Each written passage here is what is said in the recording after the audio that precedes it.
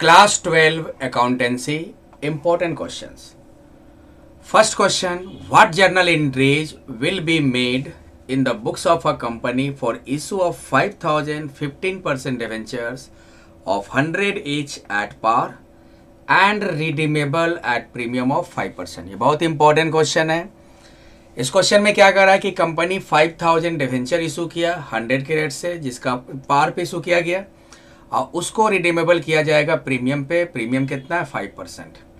Payment किस में आ रहा है? एक ही इंस्टॉलमेंट में आ रहा है. तो जब एक ही इंस्टॉलमेंट में पेमेंट आएगा तो एंट्री क्या करते हैं? तो पहला एंट्री होगा bank account debit to 15% debenture application and allotment account.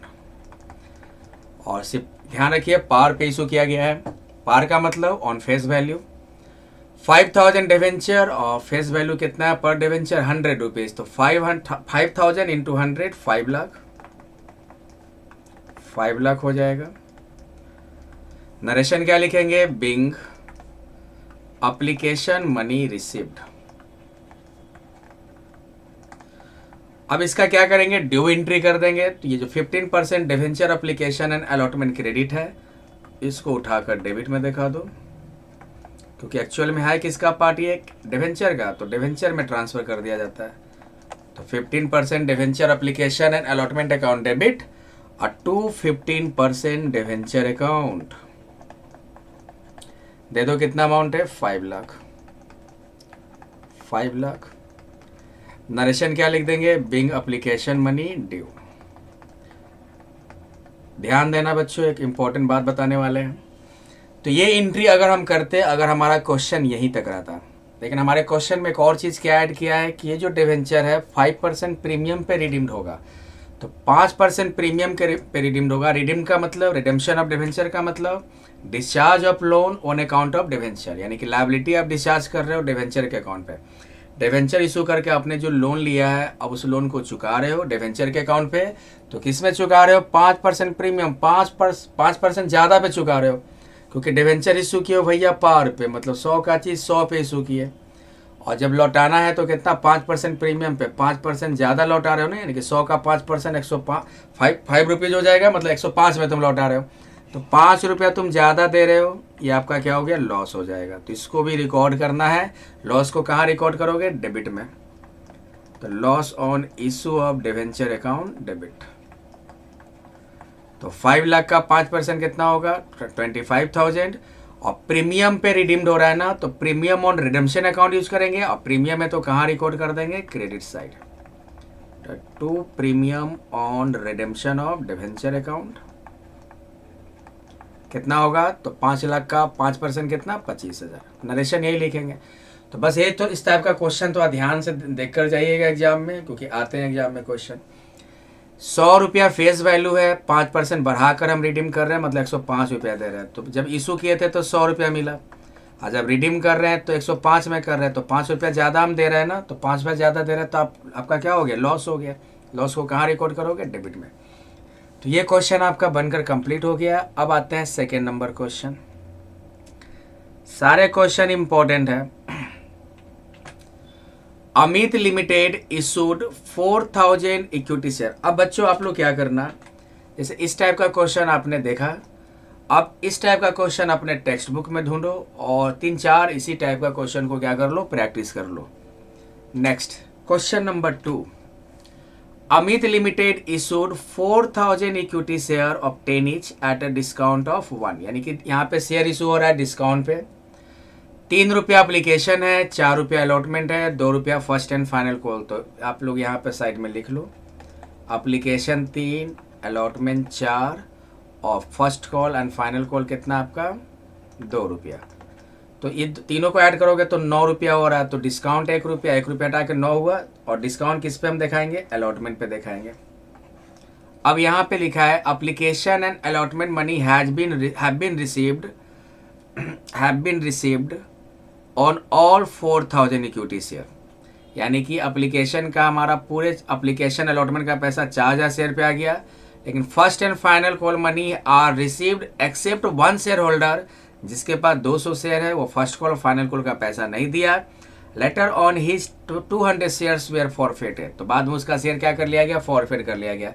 तो आपको जनरल एंट्री करना है, तो जनरल एंट्री किसका किसका करेंगे, इशू का एंट्री करेंगे जो हम शेयर इशू कर रहे हैं, और फॉरफीचर का एंट्री करेंगे। तो चलो पहले जनरल एंट्री का फॉर्मेट बना लेना। पहला एंट्री करते हैं एप्लीकेशन का, क्योंकि यहाँ पे पेमेंट आ रहा है इंस्टॉलमेंट में, अलग अलग इंस्टॉलमेंट में। तो एप्लीकेशन का पहले रिसिप्ट एंट्री करते हैं ना, हो जाएगा बैंक अकाउंट डेबिट टू कौन सा शेयर है, इक्विटी शेयर। यहाँ पे थोड़ा ऐड कर दो, इक्विटी शेयर। तो bank account debit to equity share application account. कितना, 4000, एप्लीकेशन का 3 है तो 12000 हो जाएगा। नरेशन क्या लिख देंगे, बिंग एप्लीकेशन मनी रिसीव्ड। अब इसका ड्यू एंट्री क्या होगा, तो इक्विटी शेयर एप्लीकेशन किसका पार्ट है, कैपिटल का, तो शेयर कैपिटल में ट्रांसफर कर देंगे। तो ये क्रेडिट सूट कर डेबिट में, और to equity share capital account, to equity share capital account. Amount same रह जाएगा 12,000। Narration being application money due. अब उसके बाद अलॉटमेंट का एंट्री करते हैं। तो अलॉटमेंट का पहले ड्यू एंट्री करो, क्या होगा, equity share allotment account debit और to equity share capital account, to equity share capital account. Allotment का आपका कितना है, 4 रुपया। तो 4 रुपया, और चूंकि डिस्काउंट पे हो रहा है तो डिस्काउंट का एंट्री रिसिप्ट में कर देना। तो 4000 गुने 4 कितना हो गया, 16,000, 16,000। या एक काम करो, इसी में डिस्काउंट को दिखा दो ड्यू एंट्री में। जैसे हम लोग प्रीमियम का एंट्री करते हैं, तो प्रीमियम को क्या करते हैं, डिस्काउंट के साथ दिखा देते हैं। तो ड्यू एंट्री में ही डिस्काउंट दिखा दो इस तरह से, equity share allotment account debit, discount on issue of share account debit. Discount है तो डेबिट में। क्वेश्चन में कुछ लिखा नहीं है कि डिस्काउंट कौन से इंस्टॉलमेंट पे लेंगे, तो याद रखिए अलॉटमेंट पे लेना है। और 2 हो जाएगा इक्विटी शेयर कैपिटल अकाउंट। अब यहाँ पे इक्विटी शेयर कैपिटल में तो पूरा 5 रुपये आएगा, और 4000 शेयर है तो 4000 गुने 5 कितना हो गया, 20,000। अलॉटमेंट पे 4 रुपये लेंगे तो 4000 गुने 4 16,000। डिस्काउंट 1 रुपया लेंगे तो 4000 गुने 1 4000। नरेशन क्या हो जाएगा, बिंग अलॉटमेंट मनी ड्यू। अब इसका रिसीव्ड एंट्री करो। तो रिसीव्ड एंट्री करोगे तो क्या होगा, bank account debit to equity share allotment account, equity share allotment account. कितना अलॉटमेंट का है, 16,000, तो यहाँ दे दो 16,000। Narration being allotment money received, being allotment money received. तो ये तो अलॉटमेंट का एंट्री हो गया। अब हम लोग फर्स्ट एंड फाइनल कॉल का एंट्री करेंगे, जो कि 2 रुपया है। तो इसमें याद रखिए, ध्यान दीजिएगा कि 200 शेयर क्या है, बकाया है। 200 शेयर को छोड़ कर आया है पैसा, यानी 4000 इशू किया गया, लेकिन फर्स्ट एंड फाइनल कॉल पे 200 शेयर का पैसा नहीं आया। तो फर्स्ट एंड फाइनल कॉल का पहले ड्यू एंट्री कर लेते हैं। Equity share first and final call account debit. आप लोग फर्स्ट जो है पूरा लिखिएगा, और to equity share capital account. First and final call का कितना है, 2 रुपया है, तो 4000 गुने 2 8000। नरेशन क्या होगा, being first and final call money due, first and final call money due. अब इसका रिसीव्ड एंट्री कर ले। तो रिसीव्ड एंट्री क्या होगा, बैंक डेबिट, और कॉल्स इन एरियर है, क्योंकि 200 शेयर का छोड़कर पैसा आया। तो कॉल्स इन एरियर को तुम अकाउंट्स बुक में मेंटेन कर भी सकते हो, और नहीं तो डायरेक्ट दिखा दो बिना मेंटेन किए हुए, बस अमाउंट को डिडक्ट करके दिखा देना। तो आप कॉल्स इन एरियर को अगर अकाउंट्स बुक में मेंटेन करते हैं तो कौन से साइड करते हैं, डेबिट साइड। तो हम क्या करते हैं, कॉल्स इन एरियर को अकाउंट्स बुक में मेंटेन नहीं करते, डायरेक्ट एंट्री मार देते हैं। तो क्या हो जाएगा, bank account debit to equity share first and final call account. Equity share पे कितना बकाया है, 200 शेयर का। इक्विटी शेयर का कितना उसका फेस वैल्यू था, इक्विटी शेयर का 2 रुपया, तो 400 हो जाएगा। 400 घटा के दिखा दो, यानी कि 7600। नरेशन हो जाएगा बिंग ये आपका हो जाएगा first and final call money received. Direct calls in arrear को का जो अमाउंट है डायरेक्ट घटा कर दिखा दिया हमने। तो ये तो एंट्री हो गया इशू का। अब यहाँ पे क्या हुआ कि 200 शेयर का जो फर्स्ट एंड फाइनल कॉल का पैसा नहीं आया, तो इस शेयर को जब्त किया गया। तो जब्त का केस फॉरफीचर का हमने लेक्चर बना रखा है, प्लेलिस्ट में देख लोगे सभी। फर्स्ट एंड फाइनल कॉल पे 2 रुपये बकाया और कितना शेयर जब्त किया 200। तो क्या एंट्री करेंगे, सारा एंट्री को रिवर्स कर देंगे। जैसे शेयर कैपिटल जो हमारा है, शेयर कैपिटल देखो कहाँ जाता है, क्रेडिट। जब हम इशू करते हैं तो शेयर कैपिटल डेबिट, और जब फॉरफेट करेंगे तो शेयर कैपिटल कहाँ चला जाएगा, डेबिट में। हमेशा याद रखो कि फॉरफेचर में इशू का जो एंट्री करते हैं उसका रिवर्स एंट्री कर देंगे। तो इशू में शेयर कैपिटल क्रेडिट होता है, फॉरफेचर में शेयर कैपिटल को डेबिट में दिखा देंगे।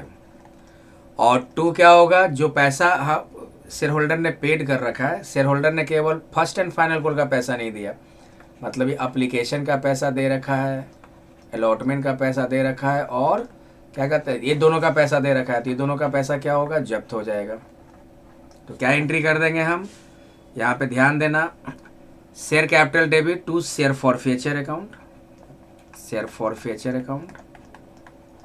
और यहाँ पे एक चीज़ ध्यान रखना कि शेयर इशू किया गया था डिस्काउंट पे, तो डिस्काउंट इशू के केस में डेबिट में दिखाते हैं। जब फॉरफेट का एंट्री करोगे तो ये डिस्काउंट कहाँ चला जाएगा, क्रेडिट में। तो discount on issue of share account. और जो बकाया है, बकाया किस पे है, फर्स्ट एंड फाइनल कॉल, तो कॉल्स इन एरियर को भी क्रेडिट में। तो equity share calls in arrear किस पे है, first and final call account, first and final call account.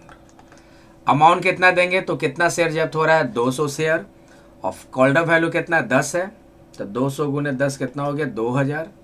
फॉरफेट कितना हुआ, तो फॉरफेट आपका आया है एप्लीकेशन पे, जो एप्लीकेशन पे कितना है, एप्लीकेशन पे 3 और अलॉटमेंट पे 4, यानी कि 7 रुपये आया टोटल। और 200 गुने 7 कितना, 1400। डिस्काउंट कितना, 1 रुपये था, तो 200 गुने कितना हो गया, 200। और फर्स्ट एंड फाइनल कॉल पे कितना बकाया है, फर्स्ट एंड फाइनल कॉल पे बकाया आपका 400। जोड़ लोगे बराबर इक्वल आना चाहिए, डेबिट में 2000 तो क्रेडिट में भी 2000। नरेशन क्या लिख देंगे, being 200 shares forfeited due to non-payment of first and final call, first and final call. इसके बाद रीइशू का भी एंट्री किया जाता है, लेकिन इस क्वेश्चन में रीइशू का कोई इन्फॉर्मेशन नहीं है। हमेशा याद रखो जब भी फॉरफेचर का एंट्री करो तो शेयर कैपिटल डेबिट, और जो पैसा जब्त होता है तो शेयर फॉरफेचर क्रेडिट। तो इसमें कौन सा अमाउंट देते हैं, जितना पेड कर चुका है। तो लिखा था कि एक होल्डर के पास 200 शेयर था, वो फर्स्ट एंड फाइनल कॉल का पैसा नहीं दिया था, तो बाकी इंस्टॉलमेंट का पैसा दिया ना, जैसे एप्लीकेशन का पैसा दे रखा था, अलॉटमेंट का पैसा दे रखा था, तो यही हम क्या कर लिए, जब्त कर लिए। तो 7 रुपये और कितना शेयर पे, कितना शेयर इसके पास था, 200, तो 200 गुने 7 1400। और डिस्काउंट तो आपका है 1 रुपया था डिस्काउंट, तो डिस्काउंट को क्रेडिट में क्यों देखा है, क्योंकि जब इशू करते हैं तो डिस्काउंट डेबिट में, और जब फॉरफिट करेंगे तो डिस्काउंट क्रेडिट में।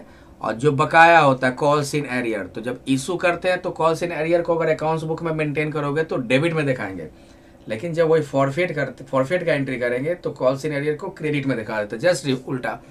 और यहाँ पे कॉल्स इन एरियर की जगह हमने नाम लिख दिया इंस्टॉलमेंट का जिस पे बकाया है, तो equity share first and final call account. तो ये आपका क्वेश्चन रहा और ये आंसर, तो ये क्वेश्चन भी बनकर आपका कंप्लीट हो गया। चलो नेक्स्ट क्वेश्चन है आपका क्वेश्चन नंबर 3। ये क्वेश्चन है आपका एनपीओ चैप्टर से। चलो स्टार्ट करते हैं। Following information is received from the accounts of a library. आपको बनाना क्या है, रिसीट्स एंड पेमेंट्स अकाउंट बनाना है। तो चलो बनाते हैं बच्चों, हेडिंग दे दो receipts and payments account. Of, यहाँ पे हम कोई क्लब का नाम दे देंगे, लाइब्रेरी दिया है तो दे दो ऑफ लाइब्रेरी। हालांकि यहाँ पे हम एनपीओ का जो नाम होता है वो मेंशन करते हैं, रहने दो। लाइब्रेरी क्लब दे दो, लाइब्रेरी क्लब एज्यूम कर लो। ब्रैकेट में क्या लिखेंगे, for the year ended. और हमारा क्या हो रहा है, 1 जनवरी से स्टार्ट हो रहा है और एंड क्या हो रहा है आपका 31 दिसंबर को एंड होगा ना। जनवरी स्टार्ट है तो 31 दिसंबर 2022। 4 कॉलम बनेगा इसमें, रिसीट्स, अमाउंट, पेमेंट्स और हो जाएगा अमाउंट। ये हो गया क्रेडिट और इधर दिखा दो डेबिट। जब भी रिसीव्स एंड पेमेंट अकाउंट बनाते हैं तो पहले हम ओपनिंग बैलेंस लिखते हैं कैश या बैंक का, उसी से स्टार्ट करेंगे। रिसीव्स एंड पेमेंट अकाउंट का स्टार्टिंग पॉइंट क्या है, कैश का ओपनिंग बैलेंस या बैंक का ओपनिंग बैलेंस। तो जनवरी 1 2022 को कैश का बैलेंस दिया, मतलब ओपनिंग बैलेंस हो गया। तो टू बैलेंस BD, उसमें हम दे देते हैं cash in hand 3000। Entry fee भी आपका क्या होता है, रिसीव्ड होता है। ये भी कहाँ दिखा दोगे, डेबिट में। एंट्री फी कितना हो जाएगा आपका 500, एंट्री फी 500। उसके बाद सब्सक्रिप्शन रिसीव कर रहे हैं तो देखोगे 2022 का, यानी कि जिस ईयर का बना रहे करेंट ईयर, उसका 900 रिसीव्ड हुआ। और पिछले साल वाला जो 21 में बकाया था वो भी 22 में रिसीव्ड हुआ 100। तो सब्सक्रिप्शन हमारा रिसिप्ट होगा, रिसिप्ट में दिखा दो। 2021 वाला 22 में आया तो इस तरह से मेंशन कर दो। 2021 वाला कितना आया 100 और 2022 यानी कि करेंट ईयर वाला कितना आया 900। टोटल सब्सक्रिप्शन कितना रिसीव्ड हो गया 1000। ओके, नेक्स्ट है मैगजीन एंड न्यूज़पेपर परचेज। तो परचेज करोगे तो पेमेंट होगा, क्रेडिट में दिखाओ, by magazine and newspaper 500। Paper purchase हो रहा है कितना आपका 10 रुपीज़, तो दे दो। बाय पेपर आपका किस में आ जाता है, स्टेशनरी में 10 रुपीज़। सन्ड्री एक्सपेंस 10 है तो ये भी आपका क्या होगा, एक्सपेंस है। एक्सपेंस मतलब पेमेंट, खर्चा मतलब पेमेंट। सैलरी क्या है आपका दिखा दो, बाय सैलरीज कितना हो जाएगा 100। तो सारा हमने मेंशन कर लिया। अब बैलेंस कर लो, जैसे कैश का लेजर का बैलेंस करते थे या कैश बुक का बैलेंस करते थे। तो डेबिट में ऐड करोगे तो आपका 4500 आएगा, 4500। क्रेडिट में घट रहा है तो लिख दो बाय बैलेंस CD, उसमें मेंशन कर दो कैश इन हैंड। माइनस कर दो 4500 में 50 माइनस होगा। अच्छा, एक और बच गया books purchased. Books purchase rent भी बच गया बच्चों। रेंट यहाँ पे मेंशन कर देते हैं बाय रेंट। रेंट का मतलब ये आपका पेमेंट होगा 50। अब बुक्स भी आपने परचेज किया वो भी मेंशन कर दो, कितना हो जाएगा बुक 1000। तो आपका क्रेडिट में कितना आ रहा है 1100 और 1500 और 50 10 60 70 यानी कि 1570 आया। 4500 में 1570 को माइनस करो, 0 3 9 2 2930 सॉरी 45 11 5 16 1670 होगा, सॉरी 2830 क्या हो जाएगा। तो सीधा सीधे बहुत ही सिंपल क्वेश्चन है, एग्जाम में आया हुआ भी क्वेश्चन है ये कि रिसिप्ट एंड पेमेंट अकाउंट जब भी बनाओगे तो रिसिप्ट साइड दिखा दो, जो भी रिसिप्ट होता है। बस ध्यान रखना कि कैश या बैंक का ओपनिंग बैलेंस से स्टार्ट करेंगे और जो पेमेंट होगा पेमेंट साइड दिखा देंगे और जो भी बैलेंस है बैलेंस कर दोगे आप, सिंपल। यहाँ पे मिस्टेक क्या हुआ, बुक को हमने छोड़ दिया था। तो बुक परचेज करोगे तो बुक खरीदने का पैसा जा रहा पेमेंट, और एक हमने क्या गड़बड़ किया था, रेंट को छोड़ दिया था। तो रेंट पेड कर रहे तो ये भी पेमेंट होगा। तो ये रहा क्वेश्चन और ये रहा आंसर, ये भी क्वेश्चन बनकर कंप्लीट हो गया। अब हम लोग आते हैं नेक्स्ट क्वेश्चन में। Question number 4। क्वेश्चन नंबर 4 क्या है, from the following receipts and payment account prepare an income and expenditure account. इसमें इनकम एंड एक्सपेंडिचर अकाउंट बनाना है। तो आपके रिसिप्ट्स में क्या है, देखो कैश का opening balance, donation, legacy, subscription, interest, sale of old machinery. Payment में आएगा salary, rent, printing, postage, advertisement, investment और ये कैश का क्लोजिंग बैलेंस। बनाना है इनकम एंड एक्सपेंडिचर अकाउंट। तो चलो स्टार्ट करते हैं। फॉर्मेट बनाओ पहले, income and expenditure account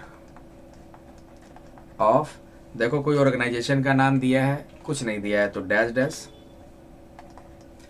bracket में लिख देंगे फॉर द ईयर इंडेड। कौन सा डेट है आपका? 31 मार्च 2022 एंड हो रहा है 31 मार्च 2022। 4 कॉलम होता है इनकम एंड एक्सपेंडिचर अकाउंट में।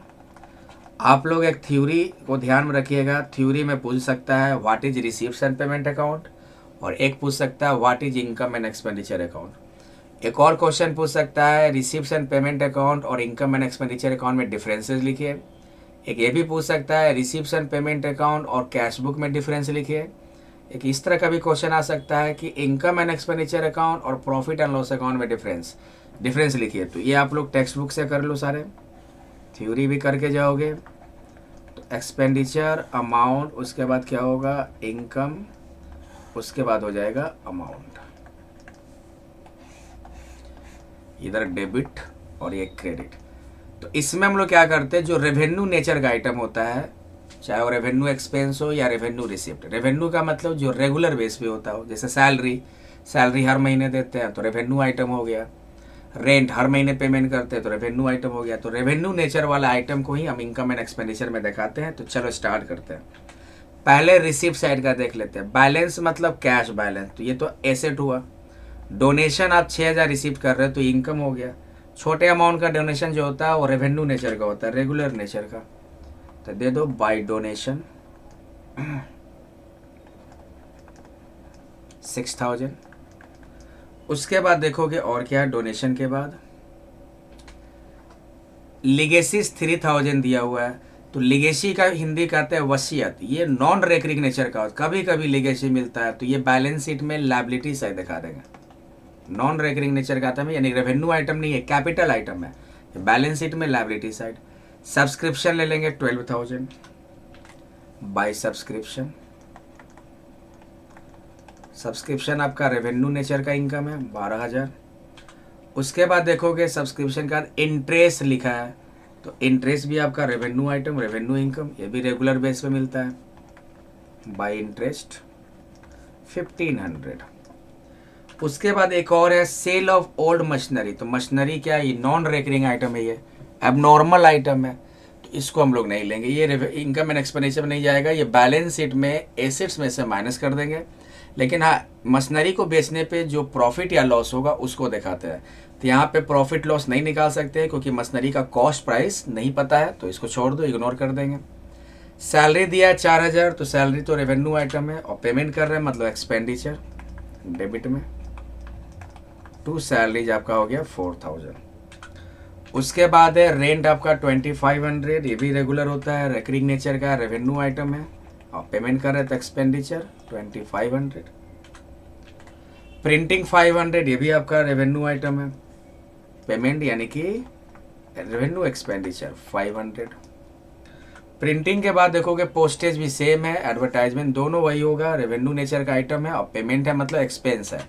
तो पोस्टेज 200 और एडवर्टाइजमेंट कितना था 1,800 टू एडवर्टाइजमेंट 1,800। उसके बाद देखोगे इन्वेस्टमेंट तो एसेट है ना, ये आपका कहाँ जाएगा बैलेंस शीट में एसेट साइड। कैश बैलेंस, ये भी बैलेंस शीट में कहाँ जाएगा एसेट साइड। तो हमने इनकम एंड एक्सपेंडिचर अकाउंट में जितने भी आइटम्स दिखाने थे हमने दिखा दिया। अब इसको बैलेंस करते हैं। तो बैलेंस कैसे करेंगे, बैलेंस करेंगे अगर डेबिट साइड घट रहा है तो सरप्लस से, यानी कि excess of income over expenditure, उसको हम क्या कहेंगे सरप्लस। लिख देते हैं, इस पर भी एक क्वेश्चन देता है, excess of income over expenditure is called surplus. और प्रॉफिट अर्निंग ऑर्गेनाइजेशन में इसको क्या कहते हैं नेट प्रॉफिट। और excess of expenditure over income, ये तुम्हारा हो जाएगा डेफिसिट। और प्रॉफिट अर्निंग ऑर्गेनाइजेशन में इसको क्या कहते हैं नेट लॉस। तो तुम दोनों साइड जोड़ोगे तो क्रेडिट में ज़्यादा अमाउंट आएगा, कितना आएगा 12,618 और 1,500 यानी कि 19,500।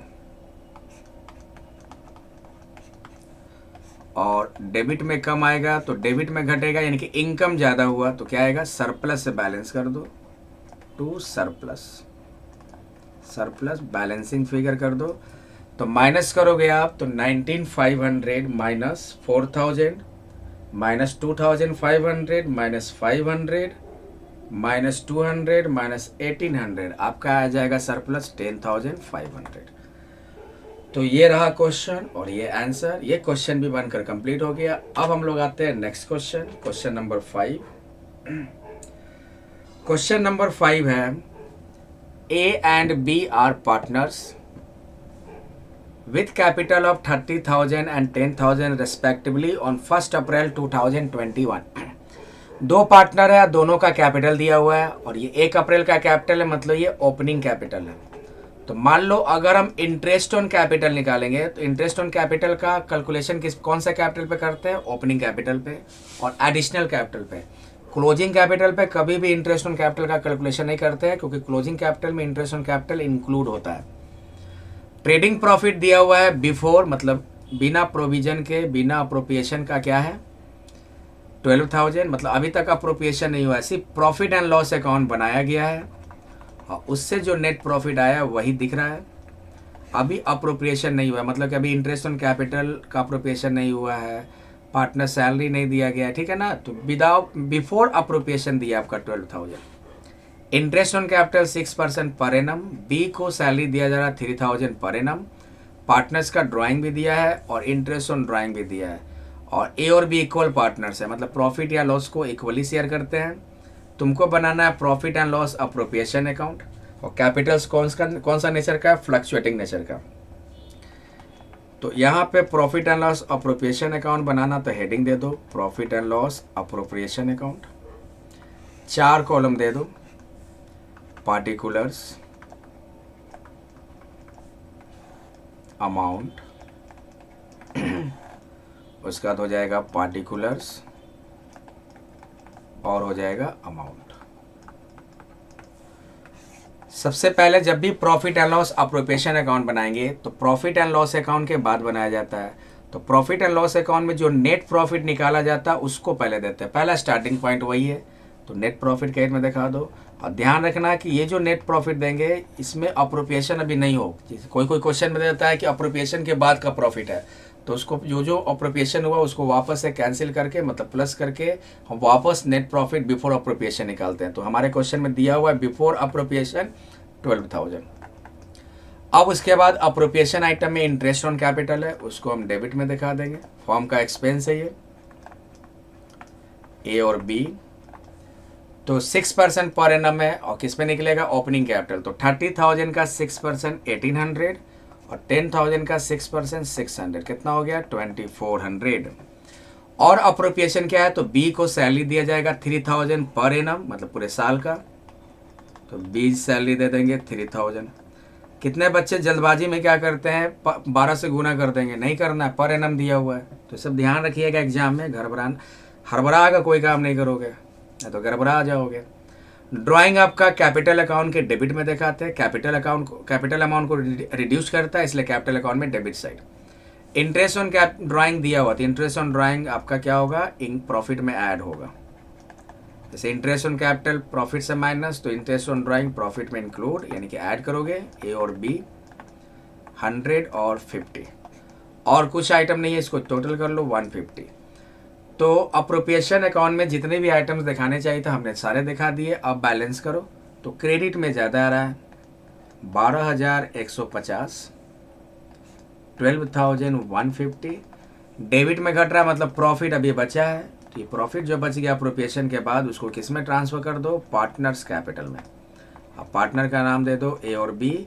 तो 12,150 में से 2,400 माइनस करेंगे और 3,000 माइनस करेंगे तो आ जाएगा 6,750, और इक्वल पार्टनर है तो दो पार्टनर में इक्वल कैसे बांटते हैं, हाफ ऑफ।